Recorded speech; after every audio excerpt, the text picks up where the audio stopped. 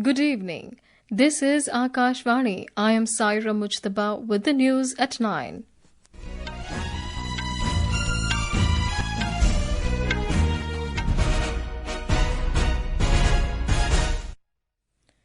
The headlines.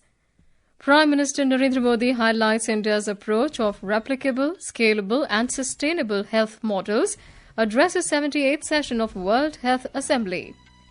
Defence Minister Rajnath Singh lauds Indian Armed Forces for targeting routes of terrorism across the border with accuracy and discipline during Operation Sindoor. India's diplomatic outreach on Operation Sindoor to begin tomorrow. India and the Netherlands agree to boost bilateral ties and cooperation in defence sector. Supreme Court restores condition of minimum 3-year practice as advocate to apply for entry-level post in judicial service. And Geeta Samota scripts history by becoming first CISF officer to scale Mount Everest.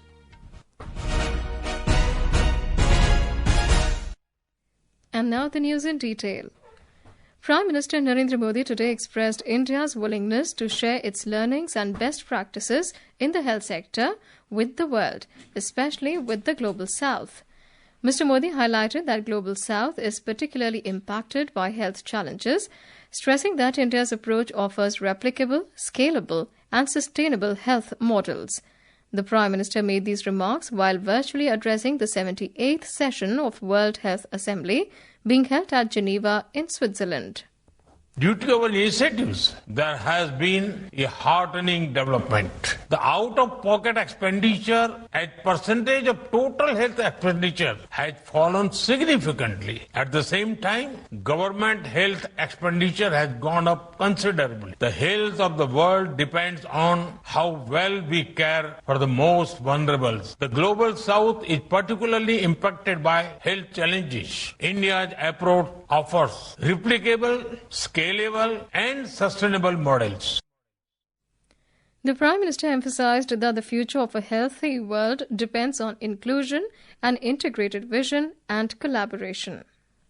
Inclusion is at the core of India's health reforms. We run Ayushman Bharat, the world's largest health insurance scheme. It covers 580 million people and provides free treatment. This program was recently extended to cover all Indians above the age of 70 years. We have a network of thousands of health and wellness centers. They screen and detect diseases such as cancer, diabetes and hypertension. Thousands of public pharmacies provide high quality medicines at far less than the market price. Mr. Modi also extended his congratulations to the World Health Organization, WHO, and all member states on the successful negotiations of the Intergovernmental Negotiating Body Treaty. I congratulate the WHO and all member states on the successful negotiations of the INB Treaty. It is a shared commitment to fight future pandemics with greater cooperation. While building a healthy planet, let us ensure that no one is left behind. With a timeless prayer from the Vedas, Sarve Bhavantu Sukhinah, Sarve Santu Niramayah, Sarve Bhadrani Pashyantu, Ma Kaschid Dukh Bhag Bhavet. Thousands of years ago, our sages prayed that everyone should be healthy, happy and free from disease. Defence Minister Rajnath Singh has lauded Indian Armed Forces for targeting routes of terrorism across the border with accuracy and discipline during Operation Sindoor. Addressing an event today in Lucknow, Mr. Singh said, the Indian Armed Forces have succeeded in eliminating a large number of terrorists in Pakistan through Operation Sindoor in response to the horrific Pahalgam terror attack. हमारी जवाबी कार्रवाई जो हो रही थी, इस बात का पूरा ध्यान रखा गया कि पाकिस्तान के आतंकवादी ठिकानों पर ही प्रहार किया जाए, जहां सिविलियंस रहते हैं, वहां पर किसी भी प्रकार का अटैक नहीं होना चाहिए। एक कुशल सर्जन की भांति भारतीय सेनाओं ने ऑपरेशन किया है और इसके लिए मैं उन्हें बहुत बहुत बधाई देता हूं और उनका मैं समझता हूं तालियां बजाकर सेना के जवानों का अभिनंदन किया जाना चाहिए। India's diplomatic outreach on Operation Sindoor will begin from tomorrow. with the first all-party delegation out of 7 set to depart for 4 countries. The first delegation, led by Shiva Sena MP Shrikant Shinde, will embark for UAE, Liberia, Democratic Republic of Congo and Sierra Leone.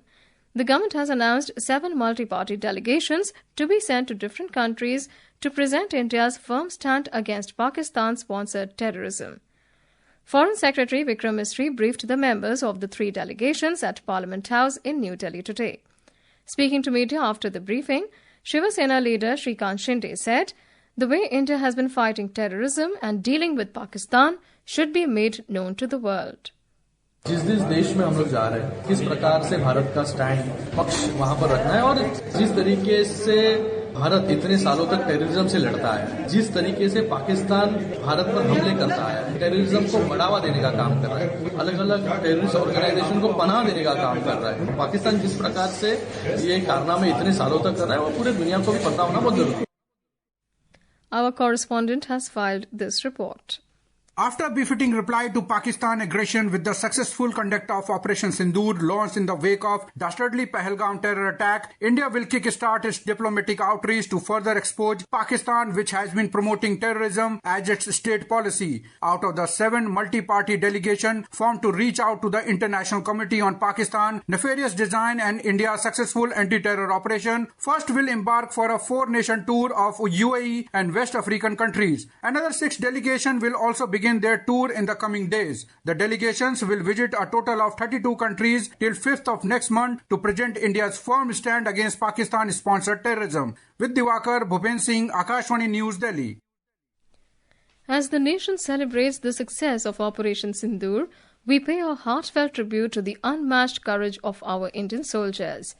In honor of their unwavering dedication, Akashvani News brings you a special series dedicated to our armed forces.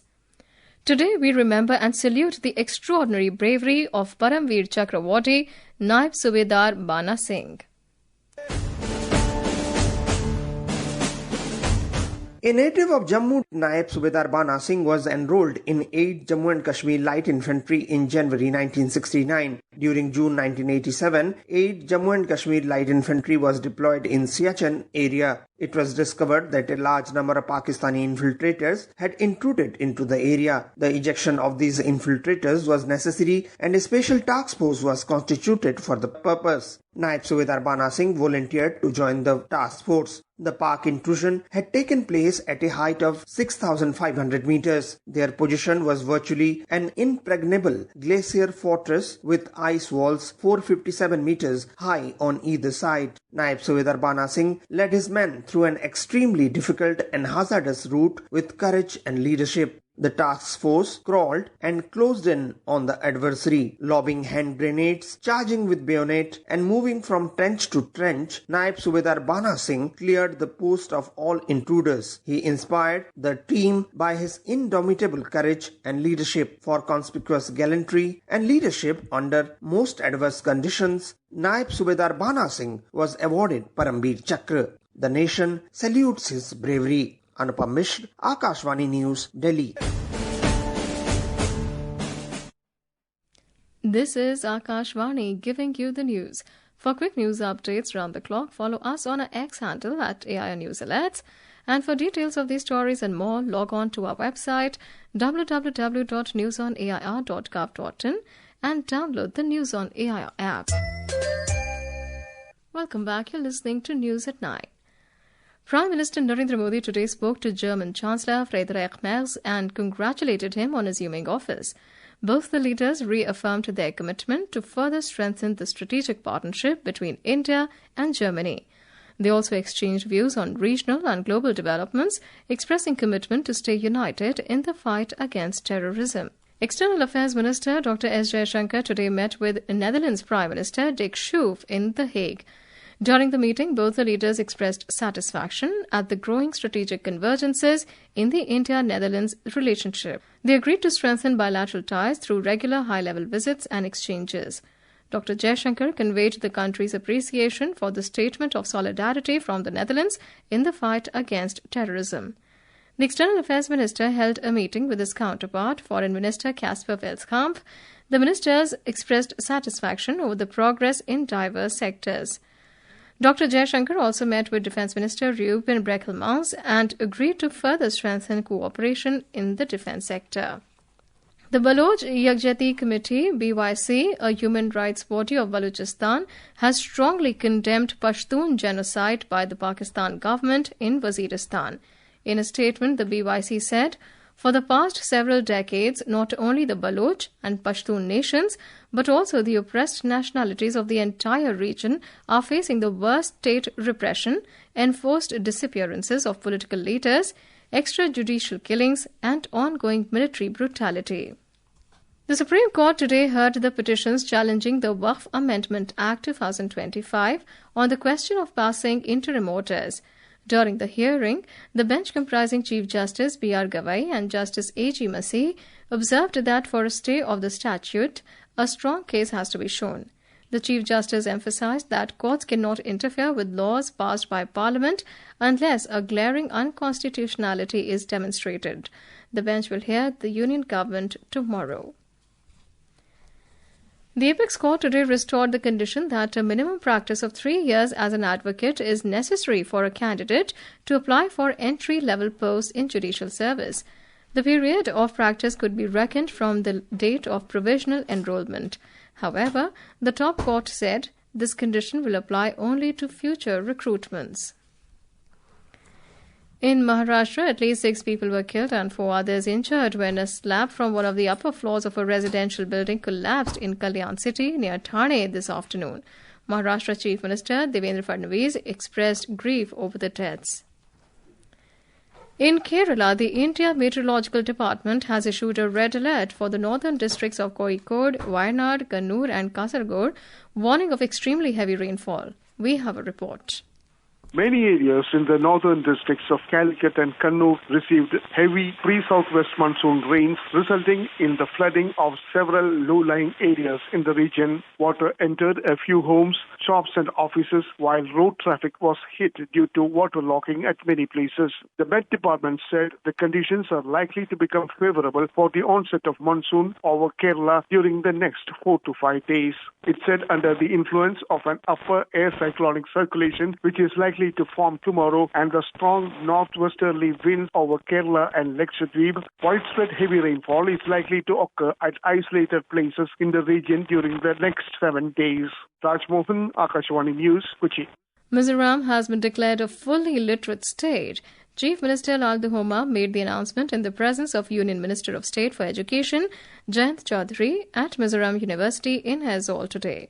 Sub-Inspector Geeta Samota has become the first Central Industrial Security Force or CISF officer to climb the world's highest peak, Mount Everest, at 8,849 meters.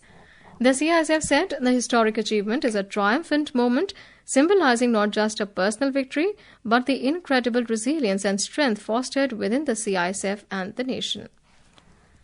In IPL cricket, Chennai Super Kings were 180 for 6 in 19 overs against Rajasthan Royals in Delhi when reports last came in. Earlier, Rajasthan Royals won the toss and opted to field.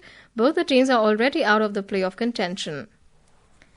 Major domestic equity indices saw more than 1% decline today. Sensex at the Bombay Stock Exchange fell 873 points to close at 81,186. At the National Stock Exchange, Nifty 50 fell 261 points to settle at 24,684.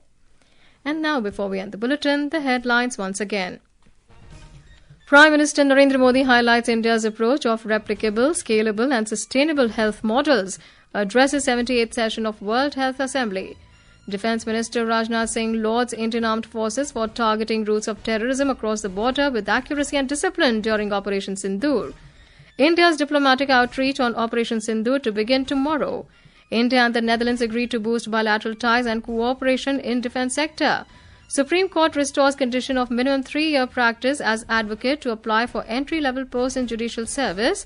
And Geeta Samota scripts history by becoming first CISF officer to scale Mount Everest. That's all in the news at 9. Good night.